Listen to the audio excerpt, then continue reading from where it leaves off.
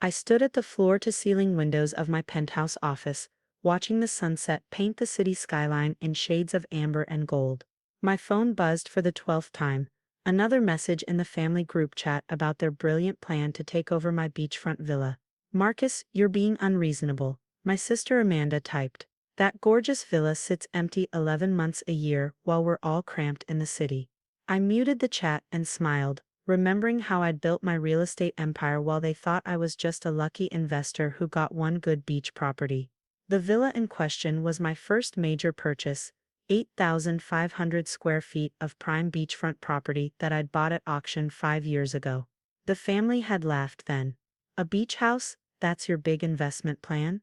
Uncle Peter had sneered at Thanksgiving dinner. "You should invest in something practical, like my son's startup." That startup had failed spectacularly 6 months later. Meanwhile, I'd used the villa as collateral to secure funding for my first commercial property acquisition. Now 5 years later, Peterson Global Properties owned 47% of the city's premium commercial real estate, but the family still saw me as the quiet cousin who got lucky with one beach house. My office phone buzzed. "Sir, your Aunt Mary is here. She doesn't have an appointment, but she's insisting." "Send her up, Sarah," I said, already knowing why she was here. The family had obviously elected her as their spokesperson. Aunt Mary burst into my office 3 minutes later, designer handbag swinging. "Marcus, darling, I hope I'm not interrupting anything important." "Just running my company, Aunt Mary," I said mildly, gesturing to the CEO nameplate on my desk. She ignored it as always. "About the villa, dear.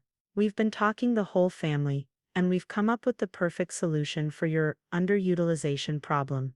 I leaned back in my chair. "My what?" "Your villa problem, dear. It's simply wasteful for one person to have such a magnificent property and barely use it. So we've decided, as a family, to take it over." I raised an eyebrow. "Take it over?" She beamed. "Yes, your cousins Peter Jr. and Michael have already hired a moving company. Amanda and her husband have given notice at their apartment.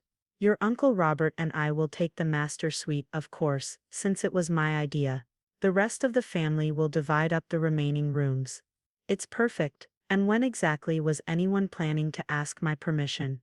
She waved her hand dismissively. "Oh, darling, we're family. That beautiful villa needs life, laughter, children running around. Not just one person visiting occasionally. Besides, you're never there, always stuck in this office." She glanced around distastefully at my penthouse view. I checked my watch. Right on schedule. My phone buzzed with an email confirmation. I opened it while Aunt Mary continued listing all the ways the family would improve my property. "And Michael's wife is an interior decorator, so she'll handle the renovations. We'll send you the bill, of course, but it's for the best, really." "Aunt Mary," I interrupted quietly. "Do you know what I actually do for a living?" She blinked. "Oh, something with investments, isn't it? That's how you got lucky with the villa. But darling, this is more important. Family is more important." I turned my computer screen toward her. "Peterson Global Properties. Ring any bells?" She squinted at the screen. "That big real estate company. The one that's been buying up all the—" "Oh, yes, oh, that's something with investments, built the largest real estate development company in 3 states. The villa was just the beginning." She paled slightly but rallied. "Well then, you can certainly afford to let family use it." In fact, I held up my hand. "The villa plans have already been finalized, actually. Would you like to see them?" I pulled up the architectural renderings on my screen. Aunt Mary leaned forward eagerly, then froze. But this shows the villa being demolished and replaced with, what is that?" "The Pacific Marine Research Center," I said calmly. "A state-of-the-art facility for studying ocean conservation and marine biology. The demolition crew starts next week." "You can't," she sputtered. "We've already the moving trucks." Peter Jr. sold his house. "Actually, I can." And I did. The property transfer was finalized 20 minutes ago. But where will everyone live?" I smiled. "That's an excellent question. Perhaps you should have asked it before telling everyone to sell their homes and hire moving trucks. Though I hear there are some lovely apartments available in Uncle Robert's building. The one he quadrupled the rent on last month, forcing out the elderly tenants." Aunt Mary's face flushed. That was different. He's running a business. So am I, Aunt Mary. So am I. She stood up, clutching her designer bag. The family won't stand for this. You'll, what? Sue me. Please do. I'd love to have my lawyers explain to a judge how you plan to seize my private property without permission. I'm sure Uncle Robert would especially enjoy testifying, given the SEC investigation into his business practices that's currently underway. She gasped. How did you? I know everything, Aunt Mary. Every shady deal, every questionable transaction, every secret account. I've spent 5 years watching this family treat people exactly how they're trying to treat me now. The only difference is, I'm not defenseless. But, we're family, she whispered. Yes, we are. Family who never visited me at that villa. Family who mocked my investment. Family who only got interested when you decided to take it for yourselves. I stood up. The demolition starts Monday. I'd suggest everyone cancel their moving trucks. She walked to the door, then turned back. Your mother would be so disappointed in you. I smiled sadly. No, Aunt Mary. Mom taught me to help people. That's exactly what I'm doing. The Marine Research Center will create jobs, advance science, and protect our oceans. That's worth more than another vacation home for entitled relatives. After she left, I buzzed my assistant. Sarah, please send the family the demolition schedule. And call the contractor. I want cameras installed. I'd like to watch their faces when they see the wrecking balls arrive. I turned back to the window, watching the last rays of sunlight fade from the sky. In my pocket, my phone buzzed with panicked messages from the family group chat. I left them unread. Sometimes the best revenge isn't destruction. It's using what others want to take from you to build something better. Mom would have understood that. The Marine Research Center would break ground in exactly 1 week. I'd already arranged for the local news to cover the demolition of the beloved family villa to make way for scientific progress. I wondered how many of my relatives would show up to protest, not realizing they were being filmed looking selfish and entitled on live television. Sarah buzzed again. Sir, your cousin Peter Jr. is here. He's quite agitated. I smiled. Send him up, Sarah, and call security. I have a feeling we'll need them shortly. Time to explain to another entitled relative why attempting to steal my property was a very, very bad idea. I pulled up the footage of his failed startup's fraudulent transactions on my computer screen. This should be interesting. The elevator dinged. I heard angry footsteps approaching. Let the games begin. The morning after my confrontation with Aunt Mary and Peter Jr., I arrived at my office to find my email inbox flooded with messages from family members. The subject lines ranged from furious "how dare you" to pleading "please reconsider. Think of the children." I sipped my coffee and opened the most recent email, from my sister Amanda. Marcus, you've destroyed everything. Peter Jr. Quote. Wife is crying because they've already sold their house. Uncle Robert had to take blood pressure medication. Mom would be ashamed of you. This isn't what family does to family. Call me immediately to fix this mess you created. Amanda. I archived it without replying and pulled up the live security feed from the villa. As expected, 3 family cars were already parked in the circular driveway. I zoomed in to see Uncle Robert, Amanda, and cousin Michael, standing on the front steps, apparently trying to figure out why their copied keys no longer worked in the locks. I'd had the locks changed the previous night, right after having my security team install cameras throughout the property. The feed switched to show Aunt Mary arriving in her Mercedes, joining the growing crowd of angry relatives. My phone buzzed. Sarah, my assistant. Sir, the construction foreman is on line 1. He says there's a situation at the villa. Put him through. Mr. Peterson. The foreman's gruff voice came through. We've got about 10 people here blocking our survey team from accessing the property. They're claiming to be your family. They are, I confirmed. But they have no legal right to be there. I'm sending over the police and my legal team now. I ended the call and pressed the intercom. Sarah, please activate protocol family entitlement. Right away, sir. Your lawyer is already on his way to the villa. Would you like me to notify the press? Yes, make sure they understand the angle. Wealthy family attempts to block construction of pioneering marine research center. That should play well. I turned back to the security feed. The crowd had grown to about 15 people now. Aunt Mary was gesturing dramatically, while Amanda filmed something on her phone, probably a social media rant about her cruel brother. My phone buzzed again. A text from my cousin Michael's wife Jessica. We spent $3,000 on new furniture for our room. You owe us compensation. I forwarded the text to my lawyer with the note. Add to evidence of premeditated property theft. Then I switched my phone to Do Not Disturb and watched the show unfold. On the security feed, I could see the first news van arriving. A reporter and cameraman quickly set up, filming the group of well-dressed people blocking the entrance to a beach property. Uncle Robert, realizing how this might look, tried to wave them away. But it was too late. My lawyer's town car pulled up next, followed by 2 police cruisers. The family's confident expressions began to falter as officers approached with paperwork in hand. I zoomed in on Aunt Mary's face as she read the court order, a preliminary injunction barring any family member from entering the property, with criminal trespassing charges for violations. Her perfectly maintained composure cracked. Sir, Sarah buzzed again. The Marine Research Center's PR team has released their statement about the project. It's already trending on local news sites. I pulled up the press release. Breaking Peterson Global Properties donates prime beachfront property for revolutionary marine research facility, and a groundbreaking move for ocean conservation. CEO Marcus Peterson has announced the donation of his private beachfront villa for conversion into a state-of-the-art marine research center. The facility will create over 200 local jobs and partner with 3 universities for advanced oceanographic studies. My phone started buzzing again, this time with messages from family members, business associates, and friends. The tone was markedly different from the family texts.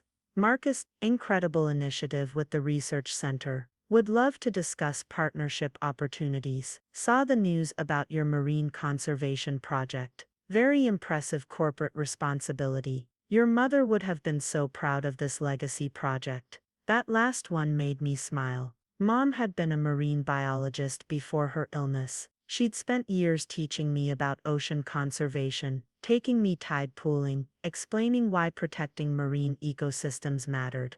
The research center wasn't just about thwarting my entitled family. It was about honoring her memory. On the security feed, the family's resistance was crumbling. The news cameras were capturing everything as my lawyer explained the situation to the police. One by one they retreated to their luxury cars and drove away, all except Amanda. My sister stood her ground, arms crossed, facing down the construction foreman. I turned up the audio. This is our family legacy, she was saying. Marcus has no right to destroy it. Actually, my lawyer interrupted smoothly. Mr. Peterson has every right. And this will be a legacy, just not the kind you were planning. Now shall we discuss the legal consequences of your attempted property seizure, or would you prefer to leave voluntarily? Amanda's face crumpled. For a moment I saw the sister I'd grown up with, before money and status had changed her. She turned toward the nearest security camera, looking right at me, though she didn't know I was watching. You've chosen strangers over family, she said quietly. I hope you can live with that. She walked to her car and drove away. I sat back in my chair, feeling a complex mix of emotions. Had I chosen strangers over family, or had they made that choice years ago, when they started seeing me as nothing but a resource to exploit? Sarah buzzed one final time. Sir, the demolition company needs to know if you want to keep any items from the villa before they begin next week. I thought about the family photos on the walls, the furniture Mom had helped me pick out, the seashell collection we'd gathered together that last summer before she died. Yes, I said finally. Have them pack up everything from the library and master bedroom. Donate the rest. Very good, sir. And there's a Mrs. Martinez here to see you. She says she's from the marine biology department. I smiled. Send her in. Dr. Martinez entered, carrying a thick folder of preliminary research proposals. Mr. Peterson, thank you for seeing me. We're incredibly excited about the facility's potential. Your mother's work on coral reef preservation was groundbreaking, and to continue that legacy, I held up a hand. Thank you, Dr. Martinez. But before we discuss the research center, I need to know, did you know my mother well? She smiled warmly. Diana, of course, she was my mentor in graduate school. She always talked about her son, who loved the ocean as much as she did. She paused. She would be very proud of this, you know. I nodded, feeling more certain of my decision than ever. Let's talk about how we can make this facility everything she would have wanted it to be. As we reviewed the plans, my phone continued buzzing with family messages. I ignored them all. Sometimes doing the right thing means letting go of toxic relationships, even when they're family. Especially when they're family. 1 week after the confrontation at the villa, I sat in my office reviewing the media coverage that had exploded across social platforms.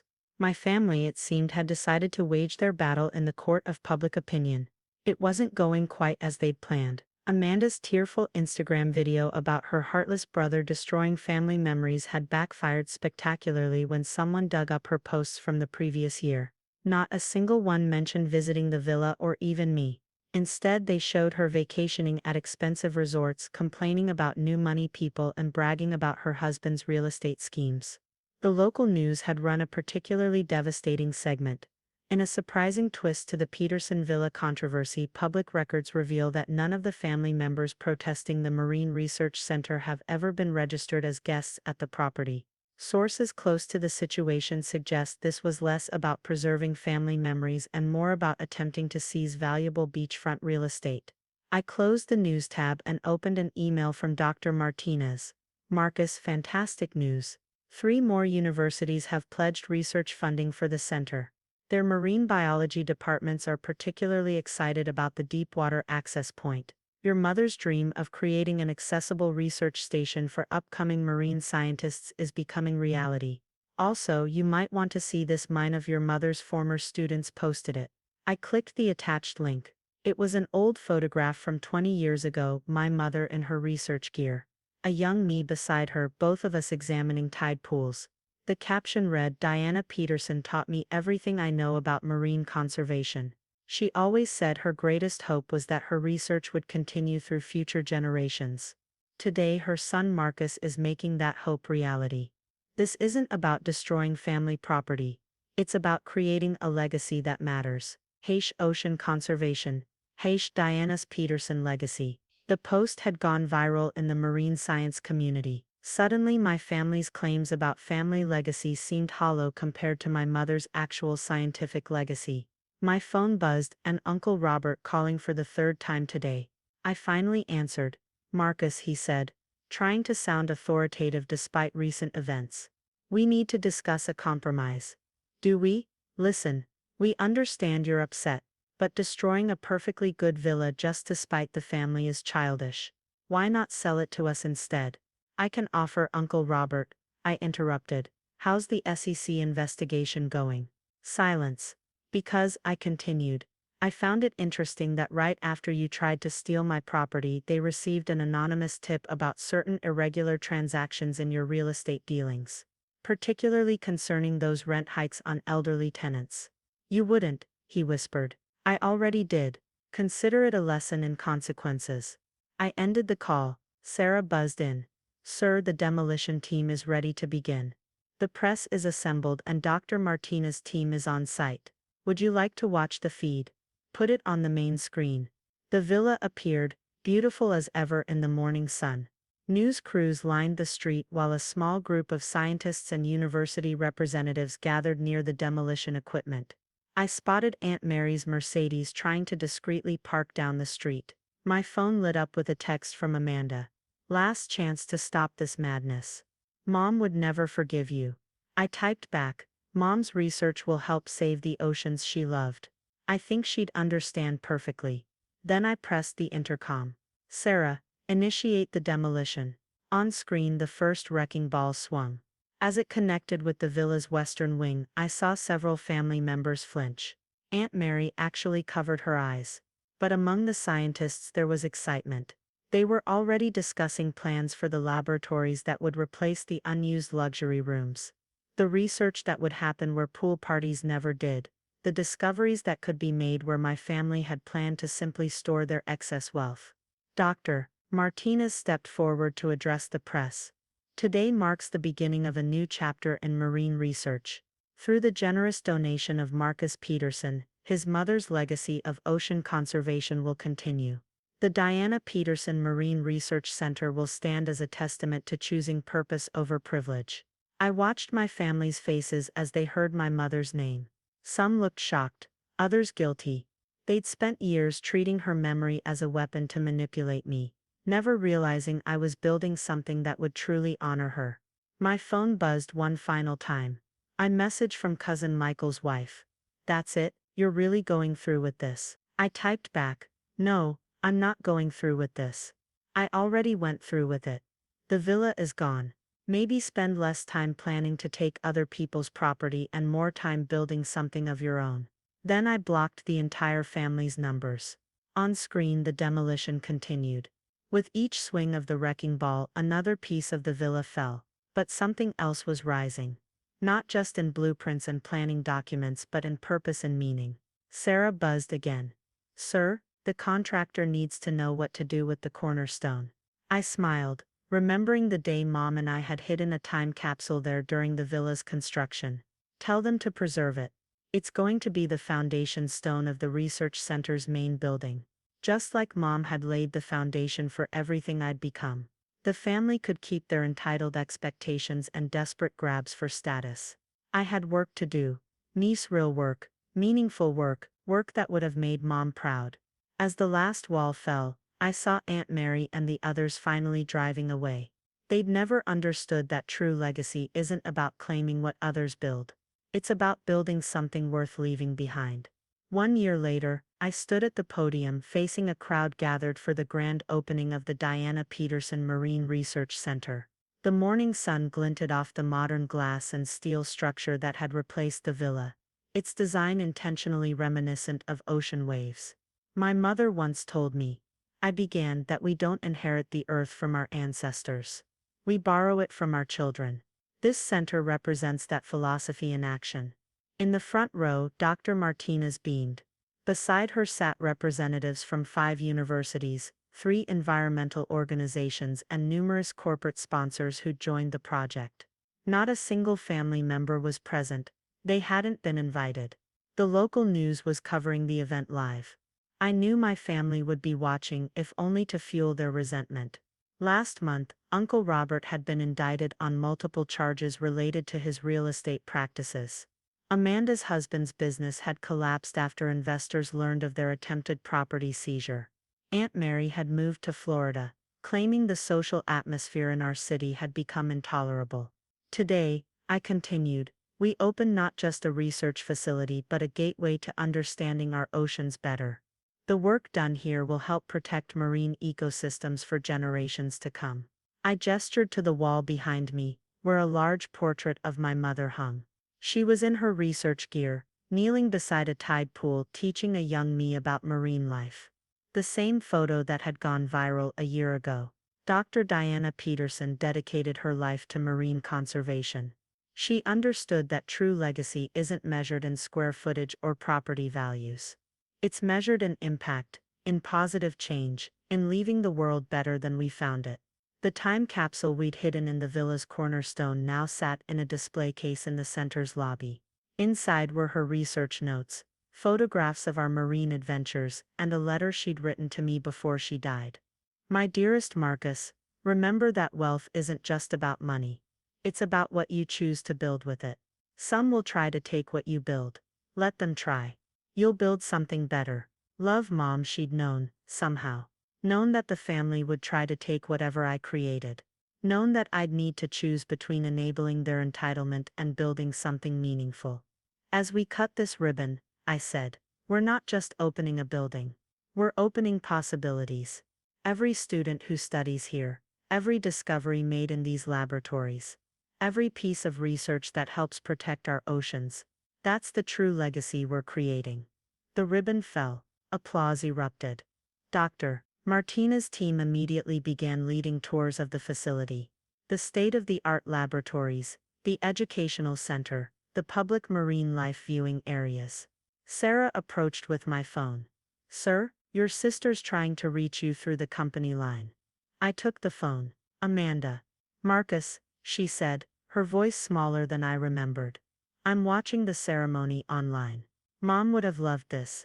Yes, she would have. "I'm sorry," she whispered. "We were wrong. All of us. We saw the villa as something to take. You saw it as something to transform." I watched a group of marine biology students entering the building, their faces bright with excitement and possibility. "The center is offering educational programs," I said finally. "Your daughters might be interested. Mom would have liked teaching her grandnieces about the ocean." Silence. Then, "Really? After everything, the center is about building a better future, Amanda. That includes giving the next generation better choices than our family made." After we hung up, I walked through the center. In the main laboratory, Dr. Martinez was showing students the advanced research equipment. In the public area, children pressed their faces against massive aquarium windows, pointing at fish. In the education center, a class was learning about coral reef preservation. My phone buzzed with a message. A photo from Amanda. Her daughters at the beach, examining tide pools, just like Mom had taught me to do. "They'd love to learn about marine biology," she'd written. "If you'll teach them." I smiled and typed back. "Classes start next month. Mom's legacy continues." Sometimes the best revenge isn't about destroying what others try to take from you. It's about transforming it into something they never imagined it could be. Something bigger than their greed. Something worthy of the people who taught us to build rather than take. The Diana Peterson Marine Research Center would stand as proof of that truth for generations to come. And somewhere I knew, Mom was smiling. End of story.